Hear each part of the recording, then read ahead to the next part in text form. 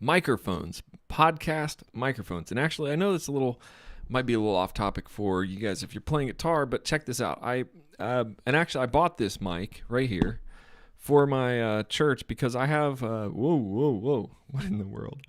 We're gonna be shooting out right here in this episode. We're gonna be shooting out the 57 Shure 57 microphone, which is the microphone that's on this stand right here. It is a $100 microphone, okay?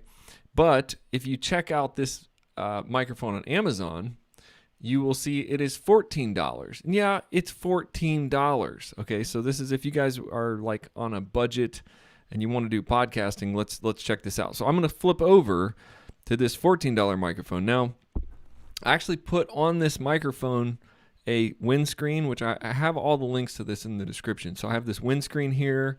You can see it right there. And then I have this microphone right here, $15. Okay, let's put it against the mic that I usually use for my podcast, which is this Shure 57. It's a little different. Why am I using this microphone?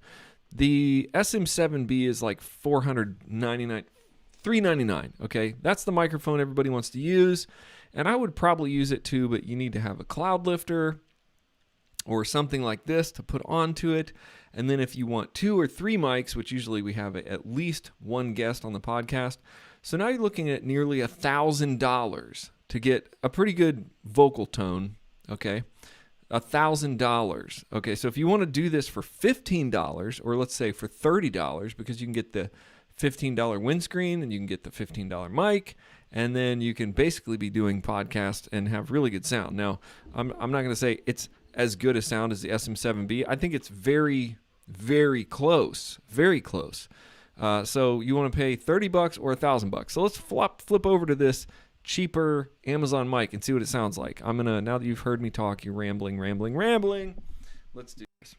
All right, so it is a little bit different. I mean, I think it sounds a lot different, weird. It kind of sounds different. I did EQ it a little bit. I'm going to knock out this little EQ, and I'm going to try to fix that. There, that's pretty much 0 EQ, and it is a little bit louder. It's a little bit noisier, and it's a little bit crunchier. I don't know how to describe it, but if you listen to it for a while, I think it becomes kind of normal. It becomes like your voice. It's your voice. It's not like it's gonna create. It does. I don't like this mic as much on my voice as the Shure, but for $15, I'm like, yeah, I could do a podcast with this all day, and it would be fine. It would sound pretty good. You can EQ it a little bit. I think I can knock out some of this nasty mid-range. Maybe I need a little more mid-range. Maybe I need it like that. So I just have a real simple EQ, and then I've got it pretty much sounding like the 57. It sounds pretty much like the 57. So let me pop back over to the 57. It's right here.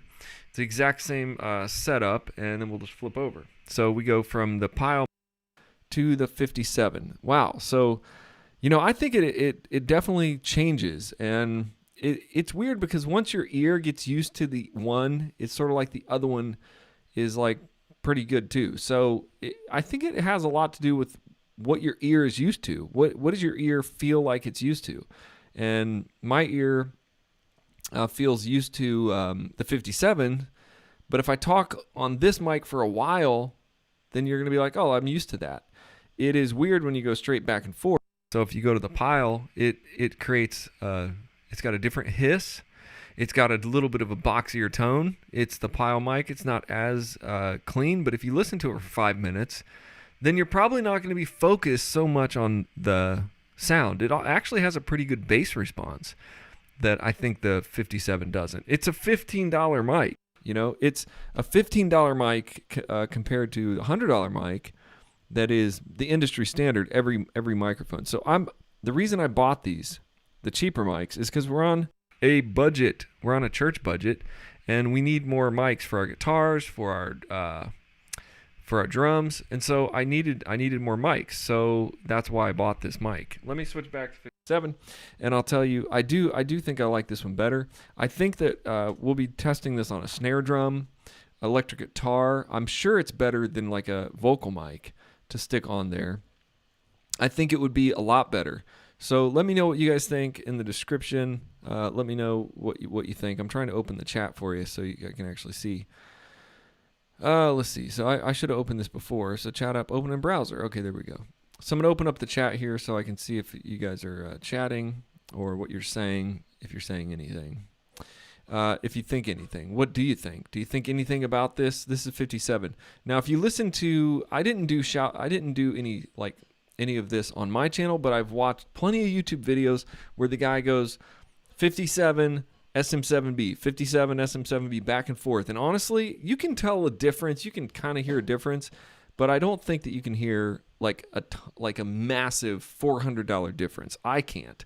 I think there's a difference, but I don't think that if you needed 2 or 3 vocal mics, that you would need to spend $400 or $800 or $1,200 when you could just buy this. And if you put this on there, it sounds just as good. So here's the Pyle. Again, it kind of sounds like I'm on the radio. It kind of sounds like if I do this, I'm like on some cheap, maybe a cheaper version of the radio, like an AM station. It does have a little bit of a hissy sound to it. It's a little problematic, I think, in my mind listening to it. But I'm talking about you want to go podcast live on a budget and you need something to talk through. It sounds pretty good. You let me know in the comments what you think. It's totally would cost you $30 to get the mic. And then it would cost you and the windscreen, which you need the windscreen. If you don't have the windscreen, this mic looks just like this. So it's basically just looks like a 57, exactly like a 57. And I think it's better, pretty good. I've got this running through a little mixer, so I can put some compression, I can put some EQ, and I think the more compression, I put on there, the noisier it gets. And to be fair, on my normal setup, I'm using this little, I can't even read it. It's what is this thing called? Triton Audio Fathead. I'm using a Fathead Triton Audio. And that's kind of like a cloud lifter. I think it was a little bit cheaper, well, a lot cheaper. And it was about half the price. And when I put it on my 57, it's so weird going back and forth. So I'm not going to go back and forth anymore. It just, your mind does get used to a certain thing, and then it likes to hear that certain thing. So I think if I keep it like this and I use this, let me show you what would happen if I put the Fathead on this 57, and you can hear that. So it definitely changes stuff. So I'm going to do that real quick.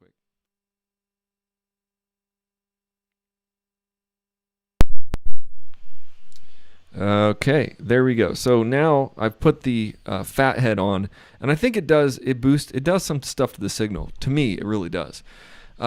Just a little bit in my head, but that's the AB. So you got the microphone SM57, which is about $130, and then you have the Pyle, little Pyle kickoff knockoff China version.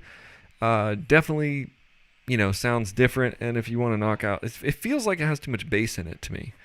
It's definitely tuned differently. So I'm not saying it's not different. It's just not. I think if you were on a budget, it would be good. That's my final thought. If you're on a budget and you want to do podcasting, $30, you can get this mic.